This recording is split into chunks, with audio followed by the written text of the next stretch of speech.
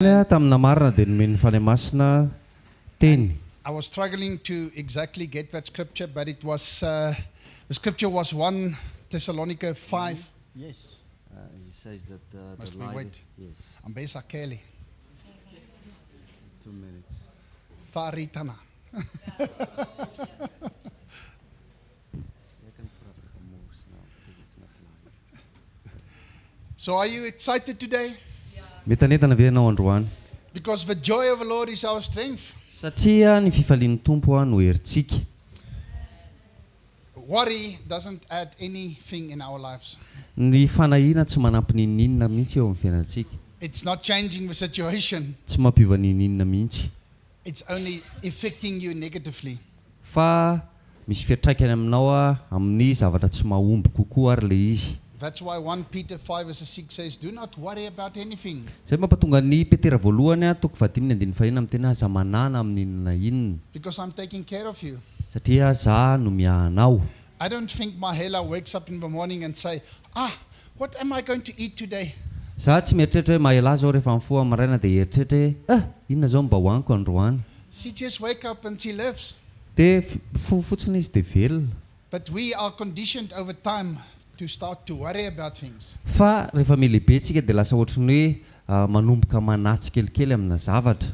But we must make peace in the fact that God says, no, please don't worry because I'm taking care of you. Fa tokony hanampiadanantsika ampahafantarantsika Andriamanitra ny teny tamintsika hoe aza manana amin'ny inona inona fa za no miahanao. So sometimes the focus is on the problem.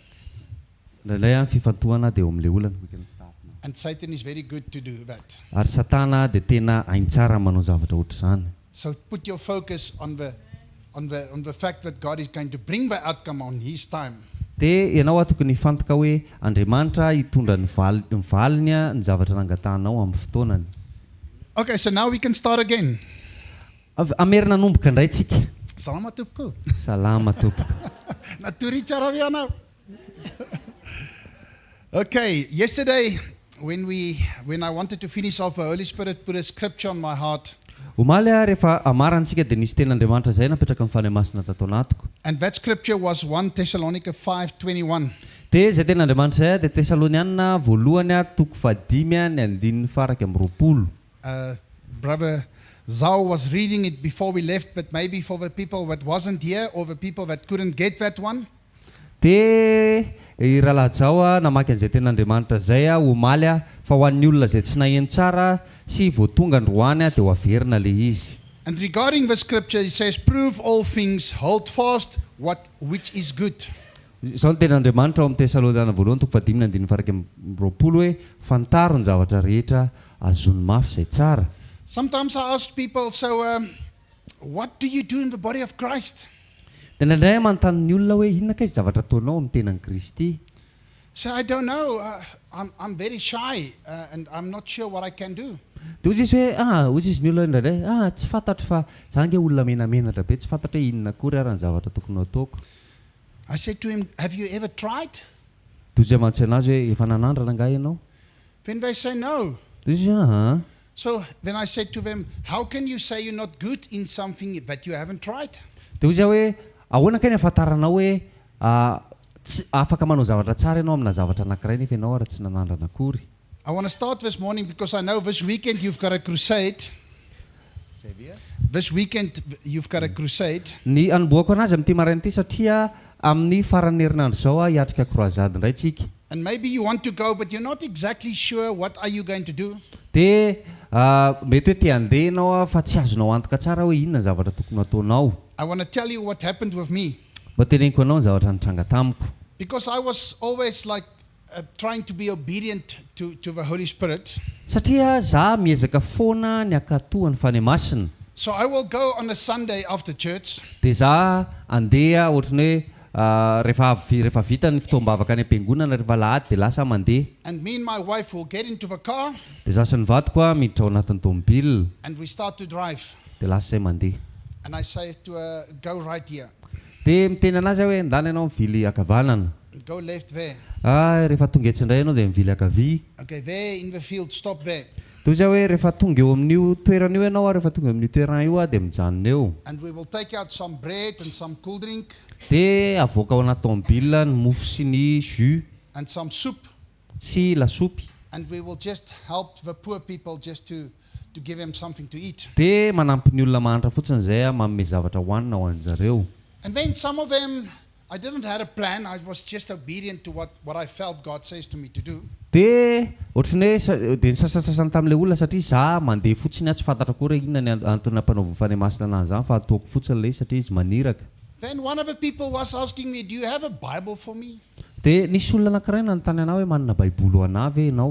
And I said, oh, no, I don't have a Bible, but what Bible do you want? dia hoy izy taminazy hoe za zao tsy nitondra baiboly fa baiboly karazana baiboly ohatrany ahoana ny ilainao Because I wasn't sure what I'm going to do. satria tsy fantatra hoe inona ny zavatra tokony ataoko. Then the next Sunday, I will bring again the soup and the bread and the cool drink, and there will be some more people. dia ny lady manaraka an'iny dia tonga indray miaraka amin'ny mofo sy ny jus sy ny lasopy dia vao mahay ara-me mitombo ny olona tonga. And then I will give some Bibles.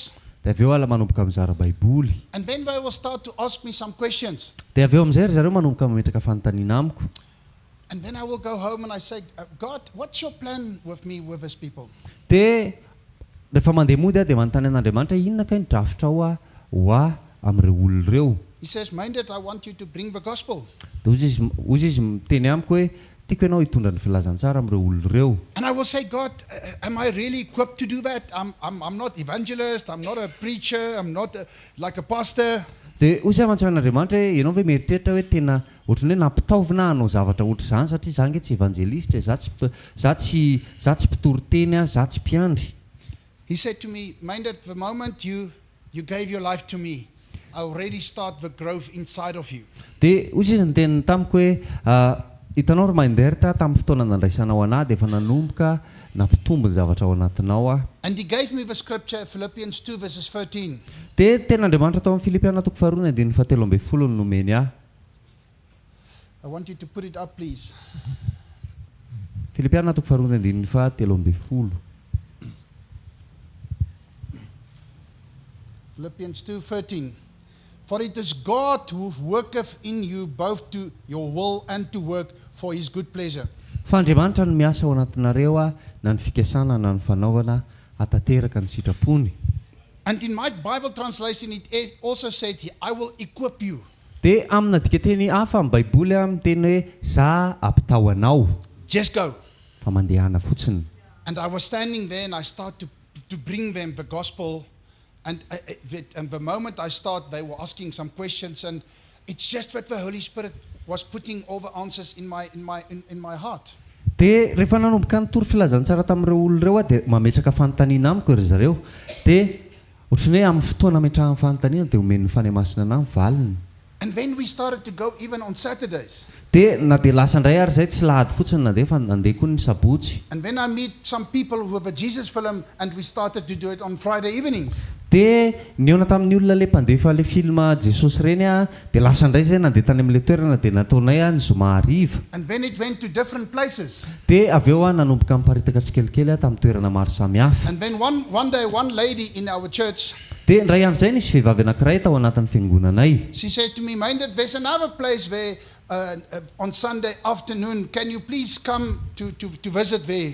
dia hozy izy indray le vehivavy hoe hitanao ry manderita misy toerana anankiray hafa zay fa afaka mba tonga ve ianao amin'ny lahady hariva mandeha any. And I said, I will go. dia hozy aho hoe andeha. And when we arrived there, dia rehefa tonga tany zay there was hundreds of people. dia nisy olona manjatony teo. And I was standing there, I said, so many people. dia nijoro teo dia hozy aho hoe oy zany olona. So the lady said, can we pray? dia niteny le vehivavy hoe afaka mivavaka ve tsika. And we prayed. dia mivavaka zay. She says, okay, Minded, now you bring the word. dia hozy izy amin'izay izy manderita ianao zao mitondra ny teny. Say to her, it's hundreds of people here. dia hozy izy aho ga tsy hitanao fa olona manjatony nge reo I didn't even prepare. za raha tsy nanomana akory. She says, but Minded, I know you are doing this work already. dia hozy izy hoe manderita fantatra fa efa ataonao nge zao asa zao I was very nervous and my mouth was getting dry.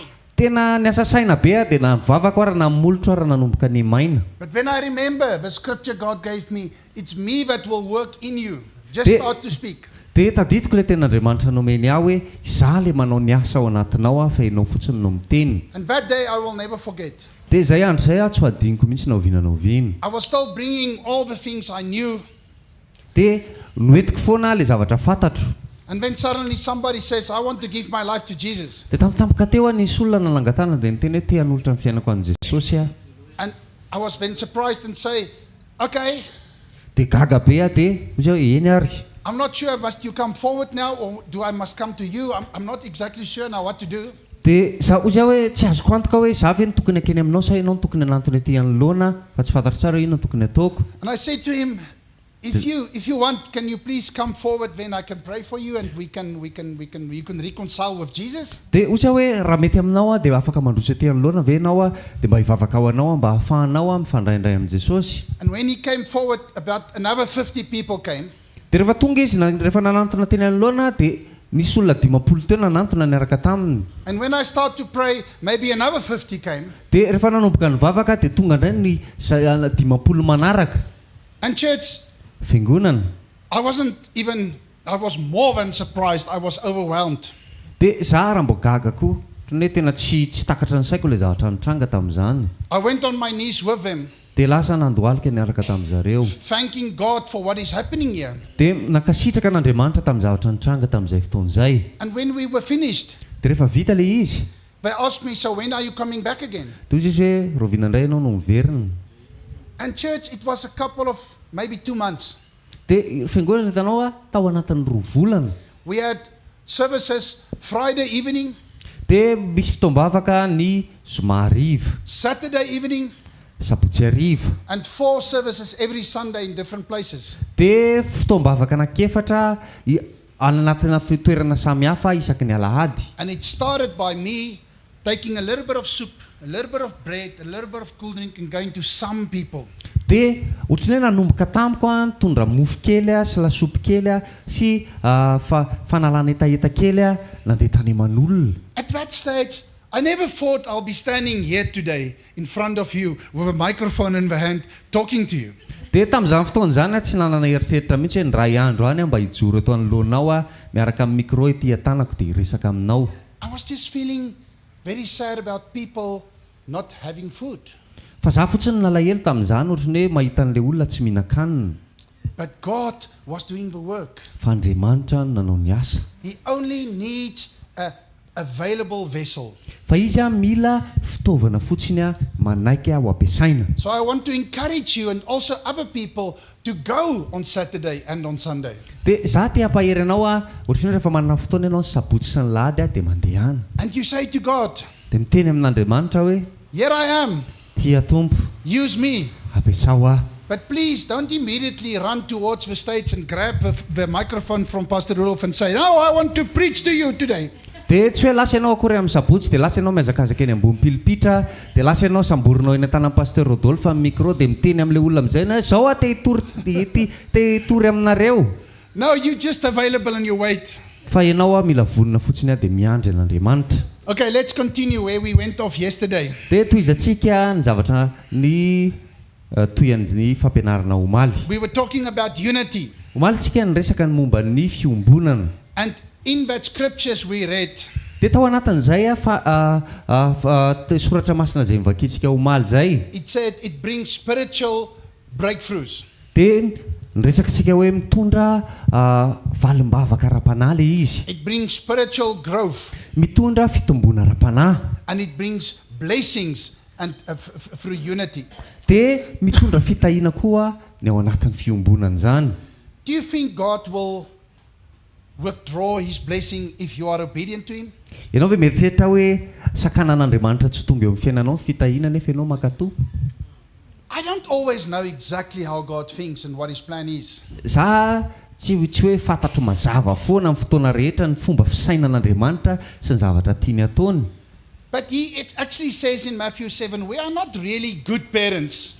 Ao Mateo 7 ary izy miteny hoe isika raha tsy ray aman-dreny tsara akory. But we still do good things to our children. Fa isika nefa mbola mahafantatra manao zavatra soa ho an'ny zanakisika. How will he not take care of us because he's even a greater father?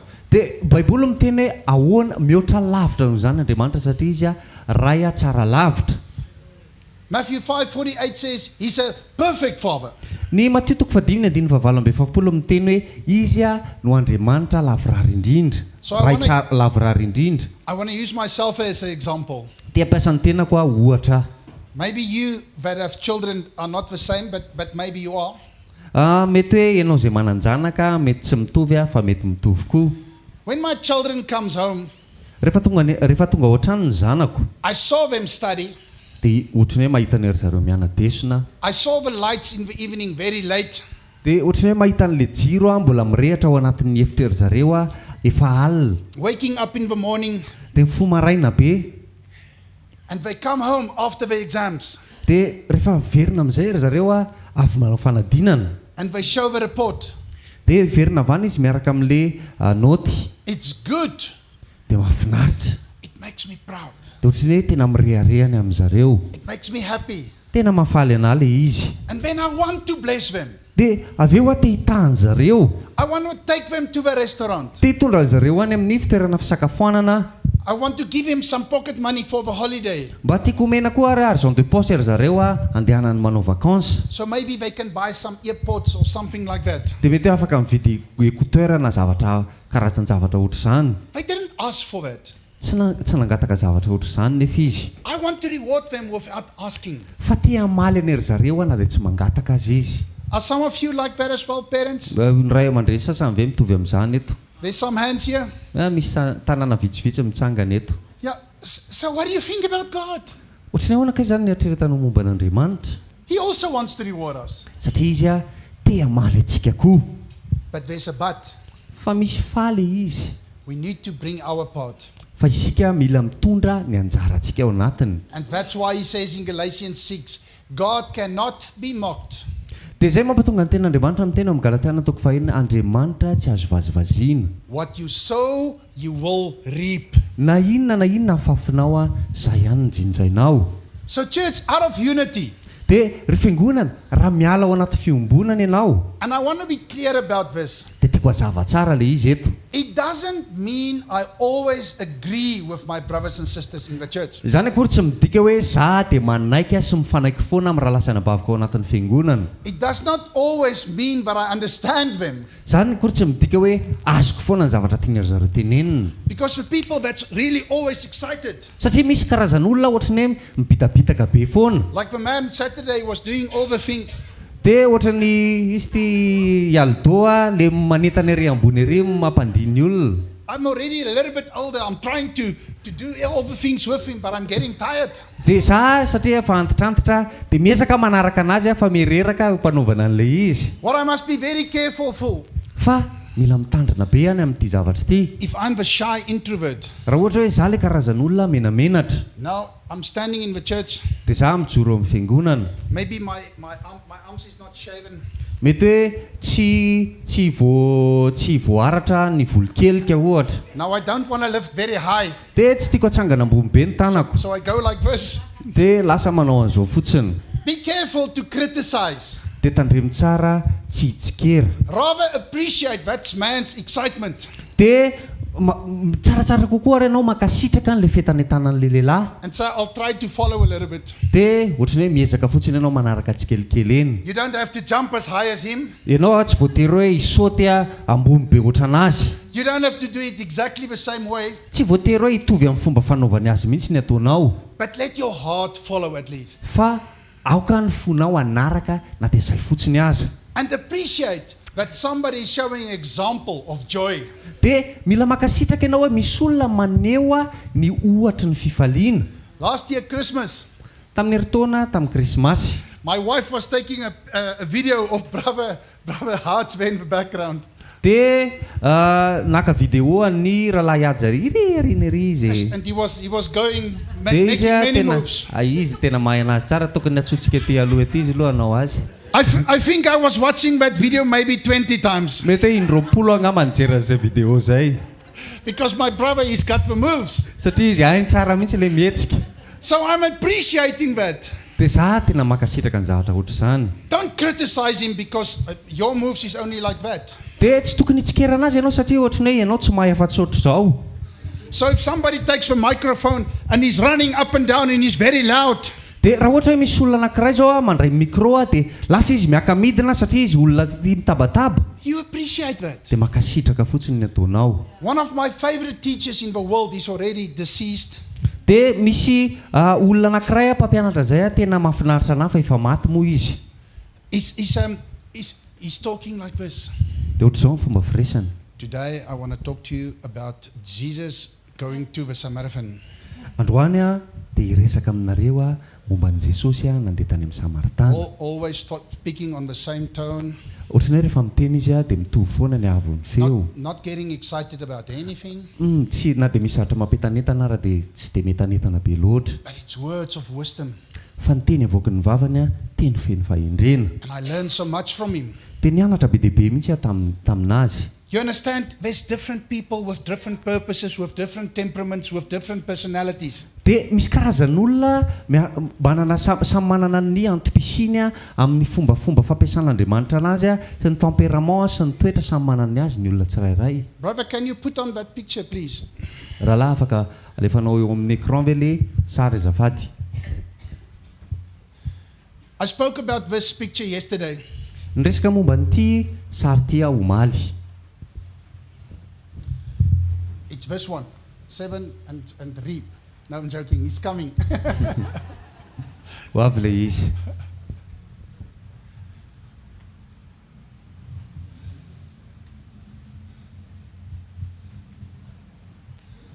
It's coming. Ho avy fa mandrasa kely. Until we get it, the next thing we're going to talk about after unity is the glory of God. Ny mandra-pianatrantsika an'ilay sary dia ny zavatra ho resahantsika manaraka taorian'ny fiombonana dia ny voninahitr'Andriamanitra. And 2 Corinthians 3:18 says, we go from strength to strength and glory to glory. Korintiana faharotoko fatelo andiny vavalo ambin'ny folo miteny isika mandeha makany amin'ny voninahitra makany amin'ny voninahitra dia hery makany amin'ny hery. That tells you don't have to be impatient. Dia zany midika hoe tsy tokony hoe tsy manam-paharetana ianao amin'ny zavatra rehetra, zavatra ataonao. We don't always grow at the same pace in the same way. Satria tsy mitovy amin'ny fomba fitombontsika, ohatrany hoe ny afainganan'ny fitombon'ny tsirairay avy samy hafa daholo. Okay, I want us to focus on this one. This is like a house. Tsy le za eo amin'ny video ny jerenao a fa le sary ato amin'ny ilany ato a ty zao dia sarina trano. And any marriage, any form of communication in the company, in the school, in the church works on this basis. Dia na inona na tokantrano a na fianarana na orinasa ninona zavatra mandeha dia miasa ao anatin'ity zavatra anankiray ty sary ty. It's something that God has given me over time. Zavatra nomen'Andriamanitra anahy eo atao anatin'ny taona maro zay. Working with people. Miara-miasa amin'ny olona. I can just tell you today. Afaka miteny anao androany. But it's good to know the body. Tena tsara ny mahafantatra momba ny tena. It's good to understand the mind. Tena tsara koa matakatra ny momba ny fisainana. But the value is about the spirit that's in you. Fa ny zavatra manandanja indrindra dia hoe inona ny zavatra ara-panahy fantatrao. Because even if you understand your body. Fa na dia hoe azonao ara ny tenanao. And even if you know your mind. Na dia fantatrao tsara hoe fomba fisainanao. You need the strength of Jesus to change you. Fa mila ny hery avy amin'ny Jesosy ianao ahafahanao miova.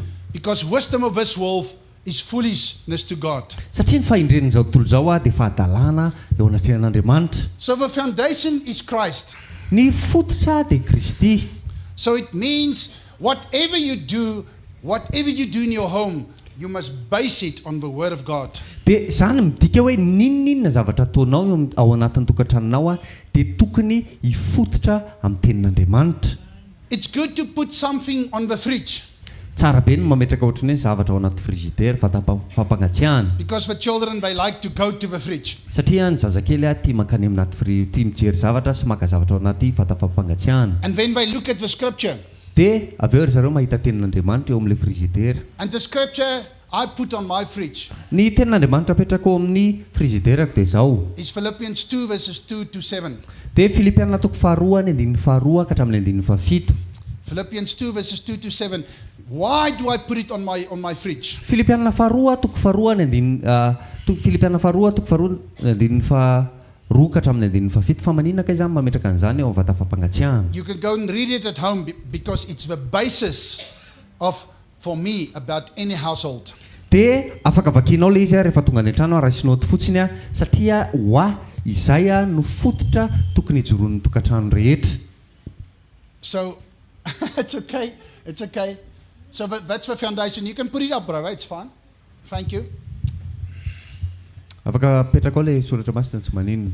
It's a scripture we already started to read, but I wanted to read the whole thing today. Make full my joy that ye be of the same mind, having the same love, being on accord of one mind. Dia tatairao ny fifaliako mba iraisana saina miray fitiavana miray fo ary miray hevitra.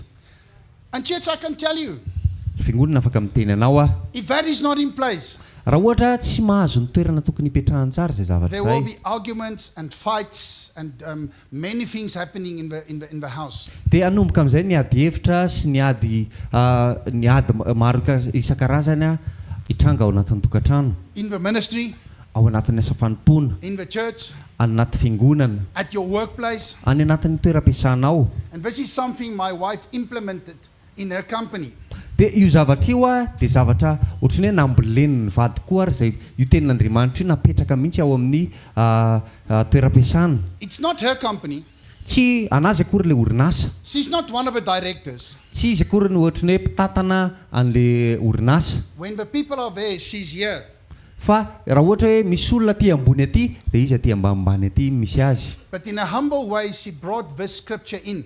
Fa tamin'ny fomba feno fanetretena dia noentiny tao anatin'le orinasa io tenin'Andriamanitra io. And it's changing that company for the good. Dia nanova an'le fomba fiasa tao anatin'le orinasa le izy Because it's God at work. satria Andriamanitra no miasa. Let's go to verse 3.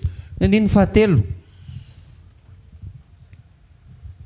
Doing nothing through faction or through vainglory, but in lowliness of each mind, each counting other better than himself. Tsy manao na inona fifampiandanina na mandrany tena foana fa amin'ny fanetretena dia aoka samy anao ny namany ho mihoatra noho ny tenany. Yeah, I was that kind of child. Za le karazana ankizy ohatr'izany taloha. When I see on the table there's 5 sausages, Raha ohatra izao hoe ambony latabatra mahita sosisy anankidimy and we are 4 people, dia zay olona efatra I eat very quickly. dia hoaniko haingana le izy satria mbola misy ambiny anankiray. Because when I can take the last sausage, Dia zay afaka alaiko le sosisy anankiray farany. it shows. Hitanao amin'izao mivokatra. So my father didn't correct me in this way, so I was learning to do things in a better way so I can gain through that. Dia satria ny raiko tsy nampianatra anaty tenin'Andriamanitra tahaka an'izao dia lasa ohatrany hoe nianatra zavatra ho an'ny tenako mba ahafahako manatsara ny toetrako. But today, if there's 5, Fa raha androany raha ohatra hoe misy sosisy 5 eo, I immediately think, I think that person or maybe that one can have that one, or they can share. dia za mieritreritra foana hoe mety tiralahy ty angamba mila an'le izy na tiralahy ty na hoe zarainy ry zareo le izy. Just because of the Spirit of God. Zay ny anton'izany dia noho ny amin'ny fanahin'Andriamanitra irery ihany. Verses 4. Ny andininy fahaefatra. Not looking each of you to his own things, but each of you also the things of others.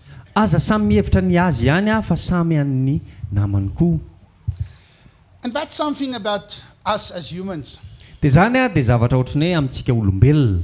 Before we meet Christ, Talohan'ny onantsika tamin'i Kristy, I want to use an example in South Africa. tia hampiasa ohatra anankiray avy any Afrika Atsimo There was a big shop calling Edgar's, misy tsena lehibe zay Edgar ny anarany. and there every year, once a year, they will have a red hanger sale. A red hanger sale. Okay. Dia isa taona rehefa hifarana ny taona dia ohatrany hoe misy plaky anankiray lehibe menamena. But then you will walk there, Dia rehefa mandeha eo amin'ilay toerana ianao, and they will take the microphone in the shop. It's very big. dia rehefa mandray an'ilay micro ery zareo ao anatin'ilay tsena satria ilay tsena tena ngeza be, ilay toerana tena ngeza. On aisle 24, men's shirts is selling for 20%. dia avy eo amin'izay rehefa manao promotion ry zareo dia hoe any amin'ny alea 24 misy t-shirt ho an'ny lehilahy amidy a promotion be. And you look west, aisle 20, oh, it's there, when you run. Dia lasa ianao mijery hoe aiza le 24 lasa ianao amin'izay dia lasa mihazakazaka amin'izay mandeha. And it's like a fight and a war. Dia ohatrany hoe ady mihitsy le izy a. Because many people are running and you want to be first. Dia satria be dia be ny olona te hazakazaka dia ianao anefa te ho voalohany. And when you get there, you grab all the hangers. Dia rehefa tonga any ianao a dia samborina daholo le porta The hangers. And then you will grab all, doesn't matter if it's small or extra large or double extra large, you just grab them and you run. Dia ohatrany hoe satria ianao maika loatra hisambotra an'ilay izy a dia samborinao daholo a na XXL na XL na L na M dia samborinao daholo. Have you seen situations like that? Efa nahita zavatra ohatr' izany ve ianao? When we went to the poor people and we've got maybe 500 blankets. Dia ohatra hoe tonga any amina olona misy toerana mahantra zao andehananay a dia miaraka amina botifotsy 500 izy zay. We will make a mark on the finger and the nail there so that they know they've received one. Dia asianay marika ny hoany ery zareo a eo amin'ny hoany hoe efa nandray ery zareo. And some people will bite the skin even if it's bleeding. Dia satria asiana marika le ho tsy mety afaka le izy dia forcena zareo a na ny sasany ara ohatrany hoe na maratra ary le hoany tsy rara iny fa isorony ala amin'ny tanany hoany. Even if there's still 600 or 700 people in the queue, you will go again and try to force in. Dia na ohatra ara hoe mbola misy olona 900 isa na 700 isa ohatrany hoe mbola milahatra haka an'le izy a dia lasa izy ohatrany hoe miezaka misisisika eny mbola haka andray.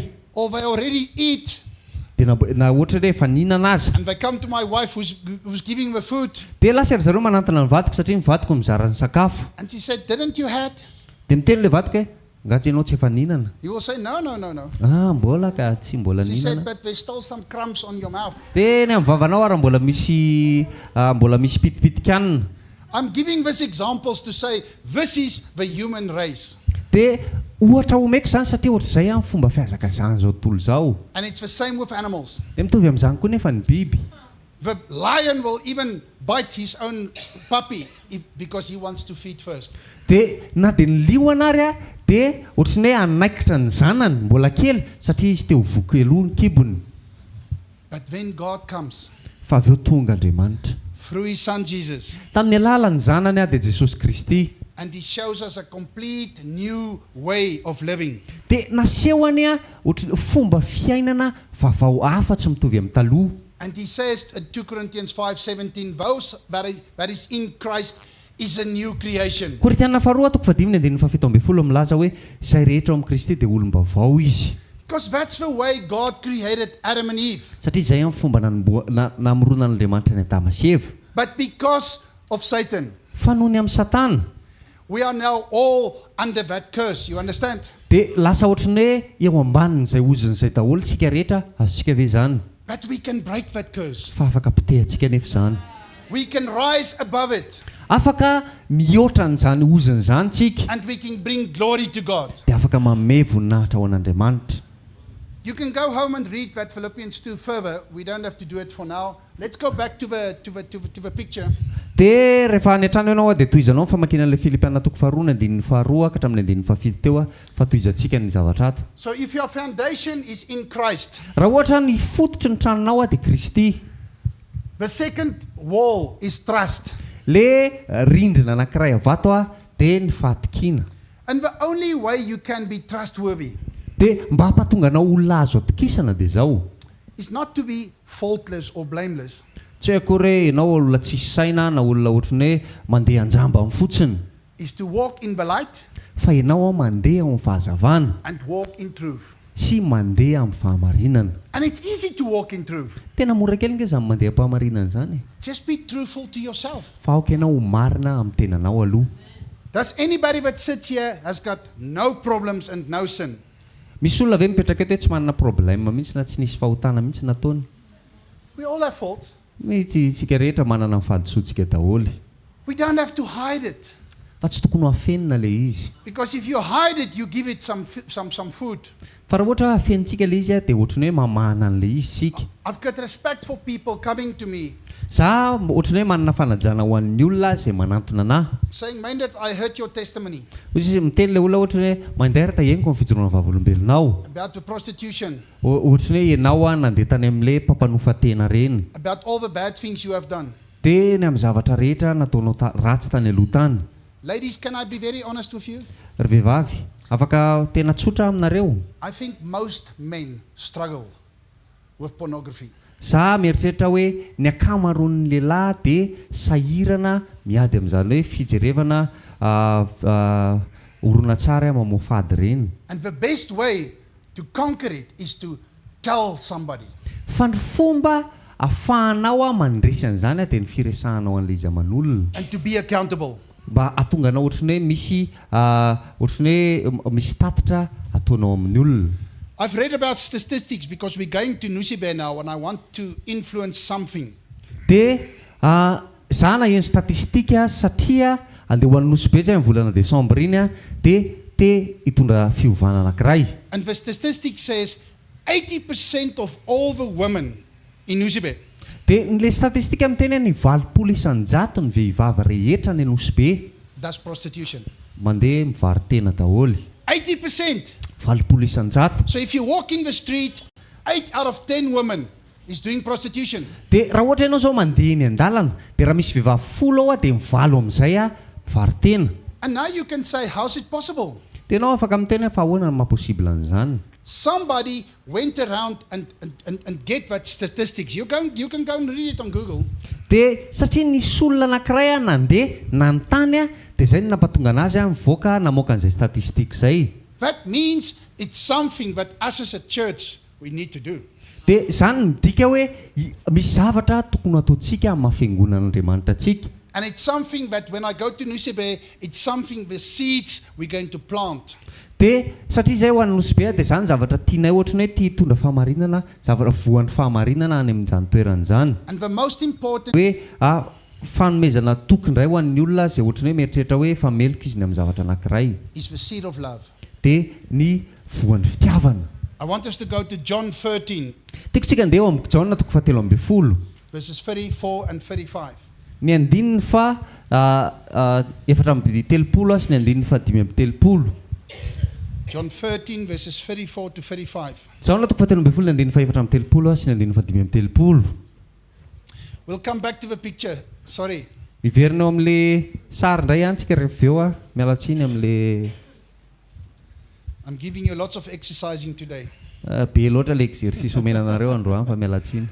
A new commandment I've give unto you, that you love one another, even as I have loved you, that you also love one another. Didy vaovao nomeko anareo dia mba hifankatiavanareo. Eny, aoka ho tahaka ny fitiavako anareo no mba hitiavanareo hifankatiavanareo kosa.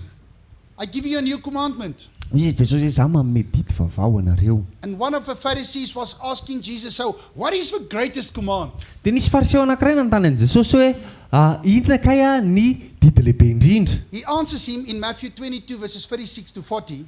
Dia mivaliany Jesosy zany ao Mateo 22:20 ny andininy 5:20 ka hatramin'ny andininy 5:50. Love your father. Hoy Jesosy hoe tiava ny rainao sy ny reninao. Love your neighbor. Tiava ny mpiray vodirindrina aminao. Love yourself Tiava ny tenanao with all your heart amin'ny fonao rehetra and all your mind sy amin'ny sainao rehetra and everything, your body, everything must sy love. amin'ny tenanao rehetra tokony ity. And he says, if you have that command, Dia izy hoe raha voafehinao fotsiny izay didy anankiray izay then you are my disciple. dia izy hoe mpianatro nareo amin'izay fotoana izay. Everything the prophet said is coming together inside of you. Dia izy hoe ny zavatra rehetra ny tenenin'ny mpaminany tany aloha tany dia ho tonga eo aminao. Do you know how big that is? Mba fantatra ohatra ny ahoana ny habean'izany. You can put verses 36, brother. Ny andininy fahenina amby 30 rahalahy. He says, whatever goes, Jesus answered, wherever I go, you cannot follow me, but now you shall follow me afterwards. You didn't read the verse 35. No, but I was reading it. Okay, go to 35. Sorry. But this shall all men know that you are my disciples if you have love one to another. Izany nafantaran'ny olona rehetra fa mpianatra ianareo raha mifankatia. And then verses 36. Dia ny andininy fahenina amby 30. He says, Simon Peter said unto him, Lord, wherever goes thou? Jesus answered, wherever I go, you cannot follow me, but you shall follow me afterwards. Hoy Simona Petera tamin'ny tompoko ankaiza moa ianao. Jesosy namaly hoe izay alehako dia tsy azonao arahana. Anarahana ankehitriny fa manaraka ahy ihany ianao rahatrizay. That means he needs us. Zany midika fa ilainy isika. If he didn't need us, Raha ohatra hoe tsisy ilavany antsika he would have taken us already with him. dia efa elentsika ny nalainy niaraka taminy. But he loved the world. Satria Andriamanitra tian'izao tontolo izao. He loves the prostitutes. Tian'Andriamanitra ny mpivarotena. He loves the gamblers. Tian'Andriamanitra ny mpiloka. He loves the pangalatras. Tian'Andriamanitra na ny mpangalatra azy. He loves the murderers, Tian'Andriamanitra na ny mpamono olona azy the rapists. sy ny olona mpanolana. But we should look to them through the love of Jesus. Fa rehefa mijery an'ireny olona ireny tsika dia tokony hijery amin'ny alalan'ny fitiavan'Andriamanitra. So let's go to John 15, verses 9 to 11. Jaona toko 5:10 ny andininy 7 ka hatramin'ny andininy 2:10. John 15, verses 9 to 11. Jaona toko 5:10 ny andininy 7 ka hatramin'ny andininy 2:10. Even as the Father had loved me, I also loved you. Abide ye in my love. Tahaka ny itiavan'ny ray ahy no itiavako anareo. Tomera amin'ny fitiavako ianareo. Verses 10. Andininy 10. And you keep my commandments, yea, you shall abide in my love, even as I have kept my Father's commandments and abide in his love. Raha mitandrina ny didiko ianareo dia hitoetra ao amin'ny fitiavako. Tahaka ny hitandremako ny didin'ny raiko sy hitoerako ao amin'ny fitiavany. So church, I want to ask something regarding this. Fiangonana te mba hanontany zavatra momba n'io zavatra io. Does it sound like it's a feeling? Ohatrany hoe fahatsapana ve ilay izy, sentiment. Does it sound that it comes naturally? Ohatrany hoe tonga voajanahary fotsiny ve ilay izy. Or does it sound to you like a command? Fa ohatrany hoe didy ve ny fahenonao an'ilay izy. It's something we should do. Zavatra tsy maintsy ataontsika ilay izy. And church, can I tell you something? Ry fiangonana afaka miteny zavatra aminao ave. The way you look at somebody, Ny fomba fijerinao olona anankiray izao. they will know, is it a critical look? Ohatrany hoe fantatry ny olona nge rehefa ohatrany hoe ianao ohatrany hoe fomba fijerin'ny olona mpitsikera. Or is it a look of love? Sa hoe fomba fijery ampitiavana. The look that Jesus had. Le fomba fijerin'i Jesosy, le fomba fijery nananan'i Jesosy. Verses 11. Andininy 2:10. These things I have spoken unto you, that you may joy be in me, and that your joy may be made full. Izany zavatra izany dia efa nolazaiko taminareo mba ho ao aminareo ny fifaliako ka ho tanteraka ny fifalianareo. So it's an exciting, joyful love that we represent as we represent Jesus. Dia ohatrany hoe fitiavana mampanentanetana sy mampientanetana zany rehefa misolo tenan'i Jesosy sika. Verses 12 to 13. Ny andininy 12 ka hatramin'ny andininy 13. Verses 12 is, Andininy 12. no, that's not verses 12. Tsy zany akory ilay ny andininy 12. This is my commandment, that you love one another, even as I have loved you. Izao ny didiko dia mba hifankatiavanareo tahaka ny tiavako anareo. Again, it's not a feeling, Verina indray ilay izy tsy fahatsapana akory it's a command. fa didy. Verses 13. Ny andininy 13. Greater love hath no man than this, that a man lay down his life for his friends. Tsy misy manana fitiavana lehibe noho izao dia ny manolotra ny ainy hamonjy ny sakaizany. You know what broke my heart when I came to Christ? Mba fantatra hoe inona ny zavatra namotika ny foko tamin'izany anantonan'i Jesosy. That specific words where he was broken, he was bleeding, he was busy dying.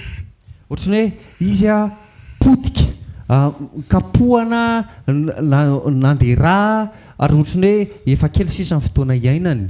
He couldn't breathe anymore because he couldn't lift himself up anymore because there was no power anymore. Sahirana izy na miaina raha satria ohatrany hoe na izy raha sahirana manainga ny tenany satria tsisy nanana hery intsony. And the people were cursing him and mocking him. dia ny olona nanozina anazy a sy nananiany azy. And he was saying, Father, forgive them because they do not know what they do. Dia izy niteny hoe raha io mba mamela azy fa tsy fatany izay ataony. There's no greater love than that. Tsy misy fitiavana lehibe mihoatra an'izany. There's no greater love because the love we know is the love that we give to somebody that gives it to us as well.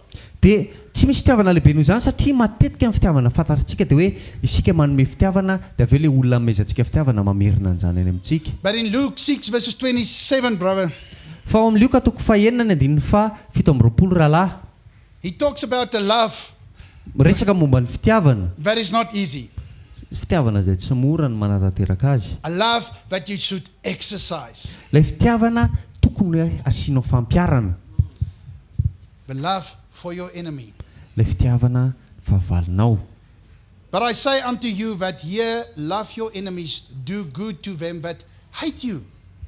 Kanefa hoy izao aminareo izay miaino, tiava ny fahavalinareo manaova soa amin'izay mankahala anareo. And church, Ry fiangonana, you heard I was a fighter previously. efa heninao hoe za tena tia mpiadatsena taloha.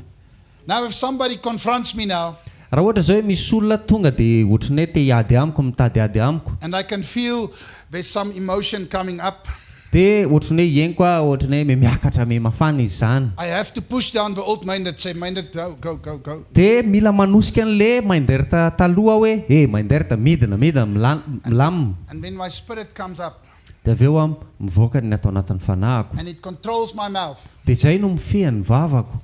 And I say, I choose to love you. Dia miteny amin'ilay olona hoe za misafidy hitia anao. I cannot hate you. Za tsy afaka ny ankahala anao. And when we were attacked many years ago, Rehefa nisy nanafika izay taona maro lasa izay, I was giving that person that wanted to murder us, I was giving him a hug.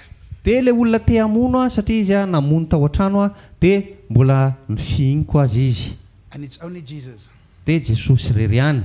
So I had to let Meindert go down a bit, Dia nila navelako aloha mainderta hietry ary ambanimbany ary. and I let the Spirit of God stand up. Dia avelako ny fanan'Andriamanitra hijoro. And this is the thing we should exercise. Dia zany dia zavatra tokony ho ampiaritsika. And you know what? Many years later, Dia mba fantatrao taona maro taorianan'izay, nobody was confronting me anymore. tsy nisy olona nanandrana hoe hiady amiko izany intsony. Because Satan saw it doesn't help to do that anymore. Dia satria hitan'ny Satana ohatran'ny hoe tsy manampy anazy intsony ny fanandramana hanao zavatra ohatr'izany aminy. And he's trying something else. Dia lasa izy nanandrana zavatra hafa indray. Now his strategy is to hurt me physically.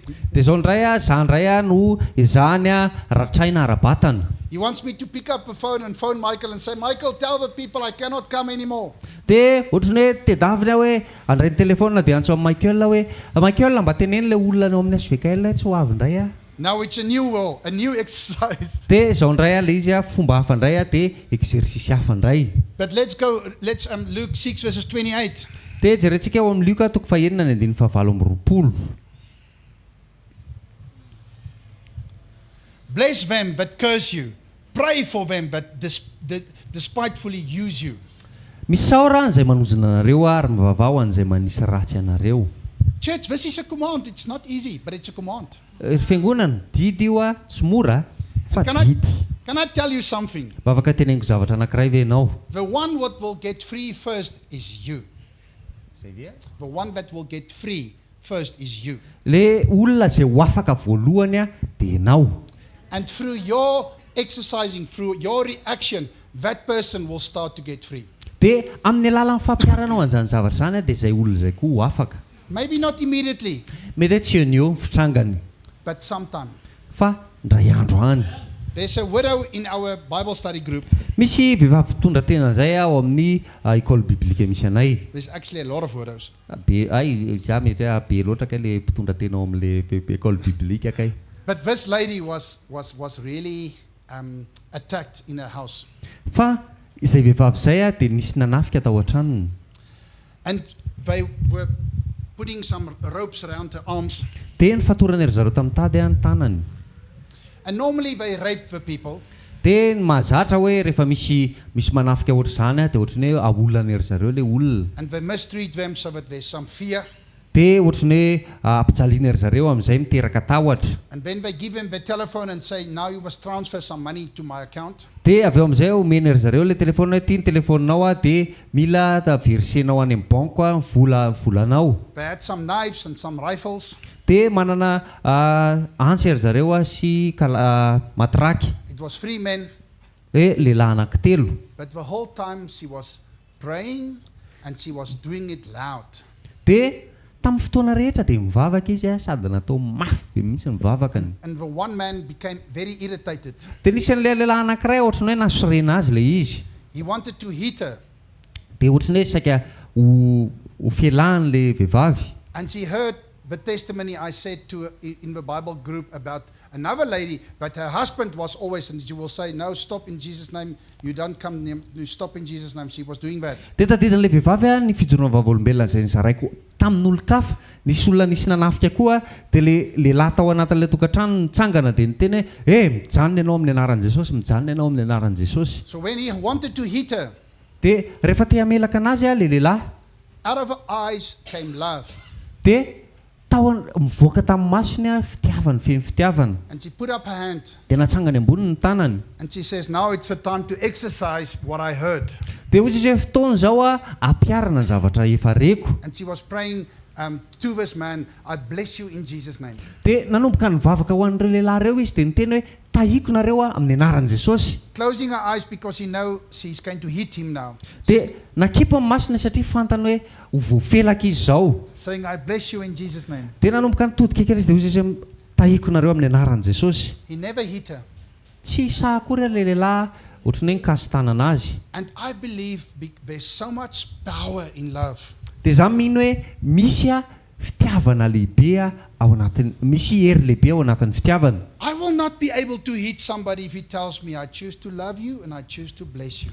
Raha izaho manokana sarotra ho amiko ny hoe hikasy tanana olona anankiray miteny amiko izany hoe izaho misafidy tianao sy misafidy tahanao.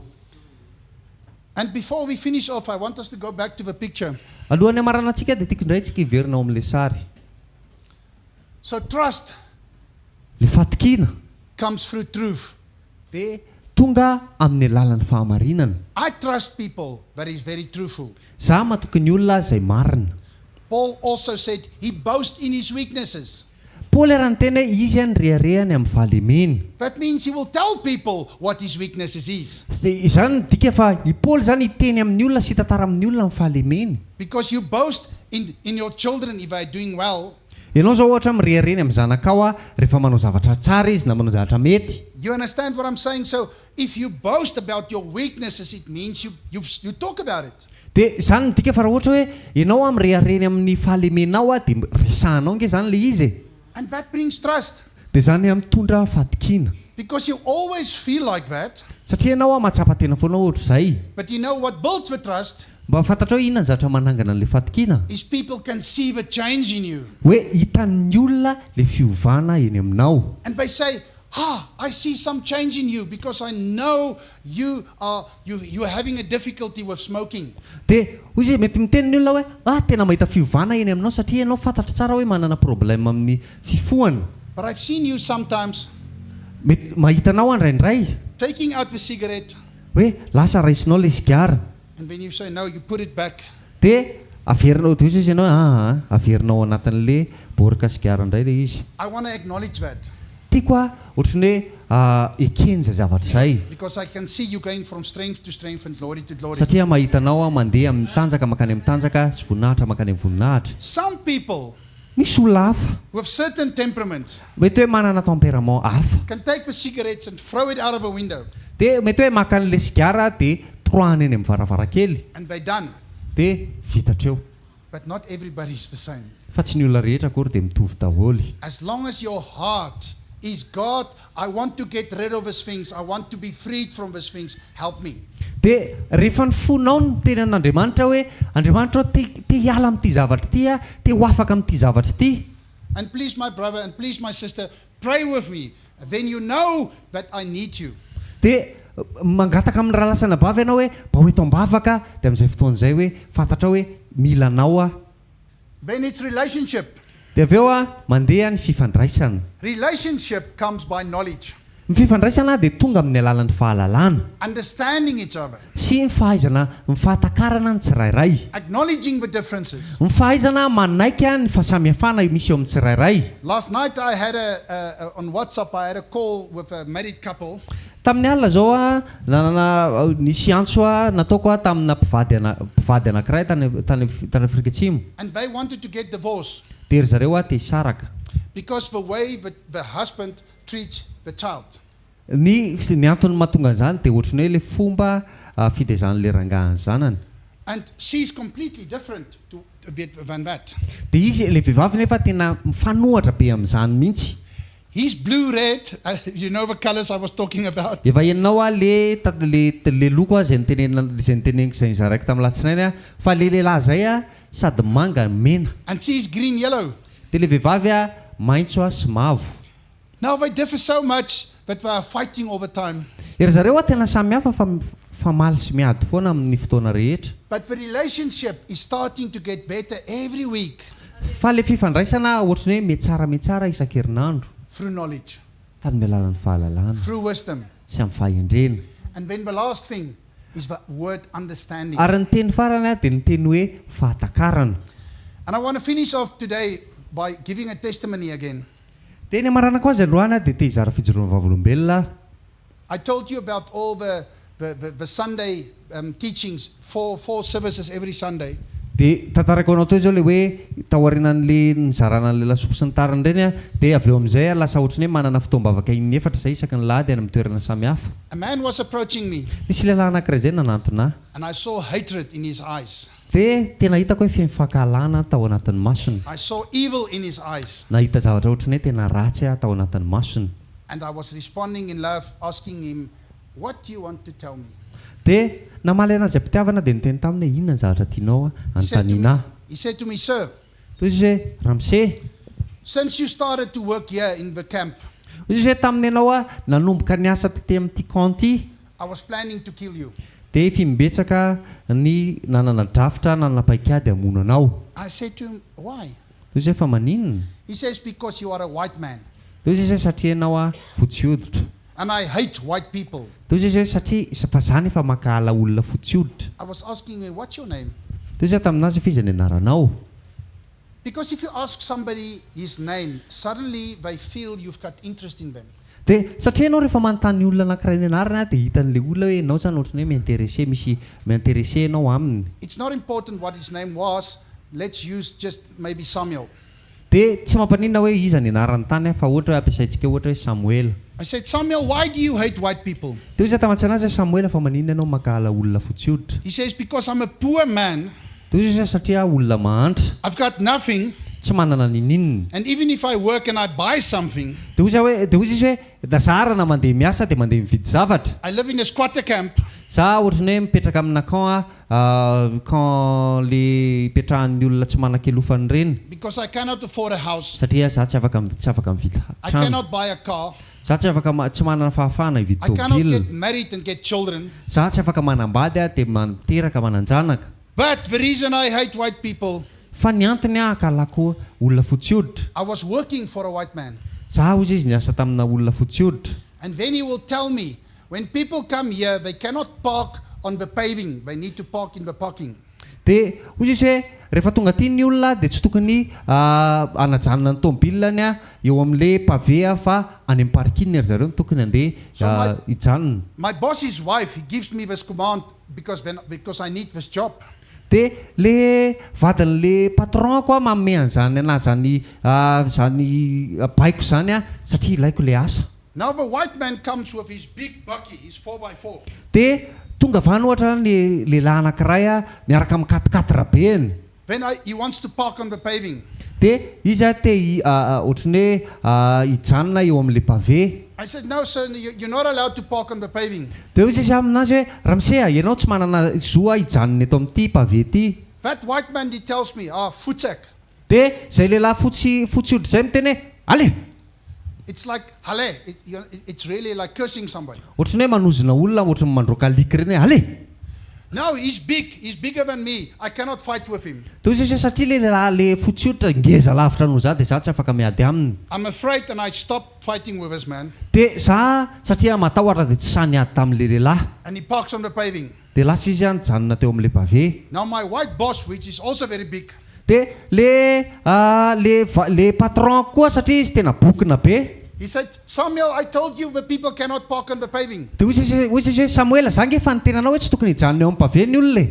And I was trying to tell him in a good way, sir, but I couldn't do anything because this man is big and he was swearing to me. Dia niezaka hozy izy nanazava hoe raha misy hitanao amin'ny problème nge le lehilahy nge ngeza be dia za niezaka nanazava anazy hoe tsy afaka mijanona eto ianao fa za ara nopainy. Now my boss tells me, no, you are stupid, you cannot do anything, you are useless. Dia zao amin'izay le patronko miteny ianao tsisy ilavana anao mihitsy olona vendrana ianao tsisy ninina ilana anao.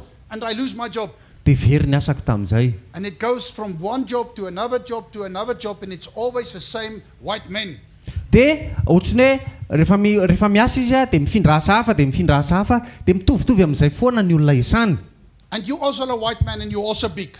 Dia hozy hoe ianao koa zao lehilahy fotsioditra sady be vatana tsara.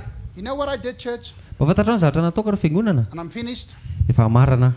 I told him, Zao ny lazaiko taminy. I went on my knees Lasa nandohalika. and I asked him, Samuel, Hoy izy hoe Samuel, I want to be as a white man today, tell you I'm sorry za hozy izy te hisolo toerana ny lehilahy fotsioditra rehetra dia hiteny aminao hoe miala tsiny. for everything the people that looks like me did to you.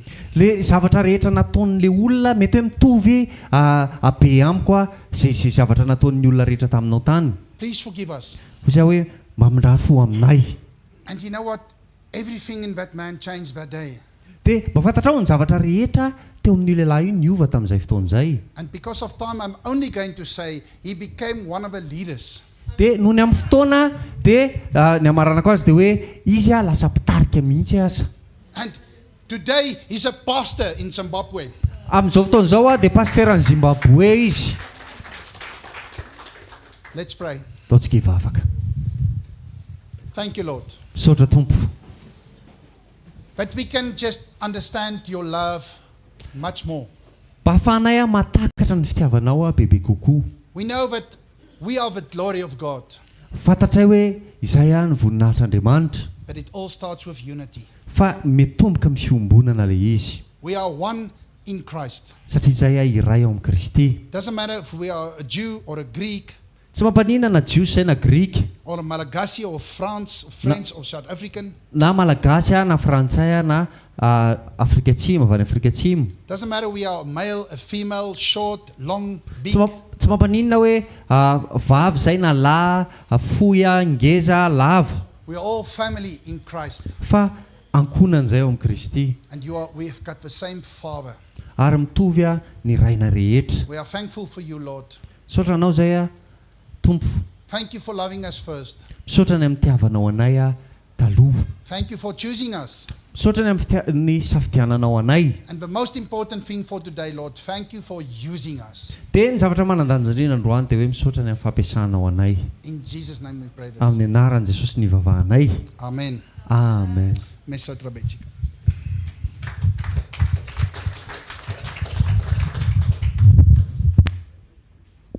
Dao tiaka mafoan Jesosy dia mahazo toerana tompoka azafady. Alleluia. Alleluia. Tainy Jesosy mino fa nandray zavatra be da be ianao tao anatin'le teny teo fa katoavana fotsiny anjaranao dia rehefa mitoetra ao anatin'ny fiombonana amin'ny Jesosy tsika dia voninahitra makany amin'ny voninahitra. Amen.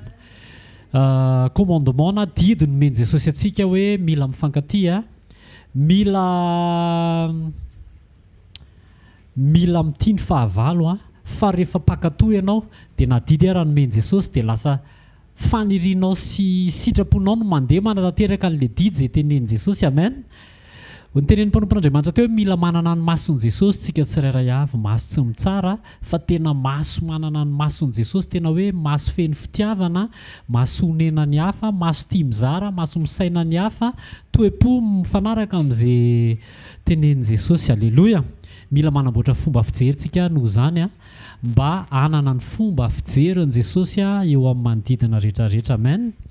Fotoanantsika dia amin'ny zoma ao amin'ny trampokon'olona analakely manomboka amin'ny 4 zoma fanotronana io a teneny ny havana manjakaiza zoma amin'ny trampokon'olona analakely manomboka amin'ny 4 sabotsy maraina amin'ny 7 ao amin'ny trampokon'olona analakely any a sabotsy communion ny weekend zao dia fotoana manokana satria le resaka fiombonana ary CEG soavy masoandro a manomboka amin'ny 4 sasany sabotsy a ary ny alady koa manomboka amin'ny 4 sasany eo amin'ny CEG soavy masoandro a io le izy 25 novembre manomboka amin'ny 4 sasany a dia sabotsy 26 novembre manomboka amin'ny 4 sasany ao amin'ny CEG soavy masoandro fiombonana ho amin'ny famonjam-panahy an Jesosy Kristy.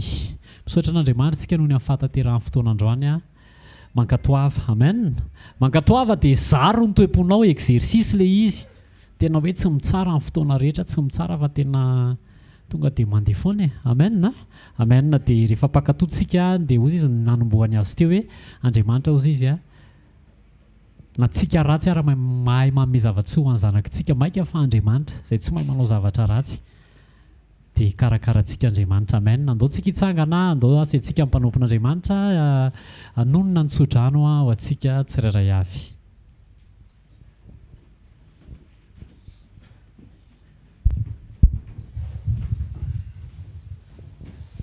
Let's pray. Låt oss vavaka. Our Father that is in heaven, Rainay izay any an-danitra ao hallowed be thy name. ho masinina ny anaranao Thy kingdom come, ho tonga ny fanjakanao thy will be done, atao any sitraponao as in heaven as on earth.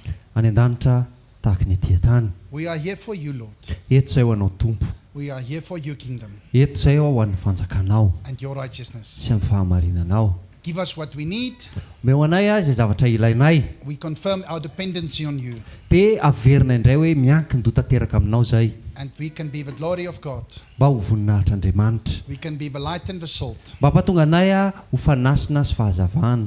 Bless us so that we can be a blessing for others. Taio zay a mba hahafahanay a mitany hafa In Jesus' name. amin'ny anaran'i Jesosy. Amen. Amen. Fahasoavan'Andriamanitra nato izao a, fahasoavan'Andriamanitra nato izao anareo a. Amen.